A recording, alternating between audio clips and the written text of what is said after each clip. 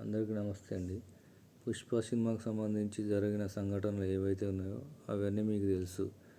అల్లు అర్జున్ నిన్న అరెస్ట్ కావటం, అదే రోజు బెయిల్ రావటం, కొన్ని కారణాల వల్ల ఈరోజు ఉదయం రిలీజ్ కావటం, తనని పరామర్శించడానికి రాజకీయ నాయకులు,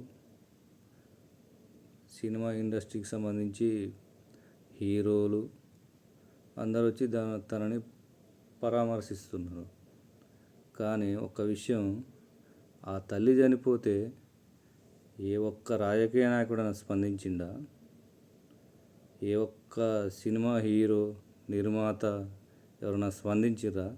అంటే సామాన్యుల పట్ల వీళ్ళకున్న గౌరవం ఇదా? నా స్పందన ఇది. నచ్చితే లైక్ చేయండి. నమస్తే.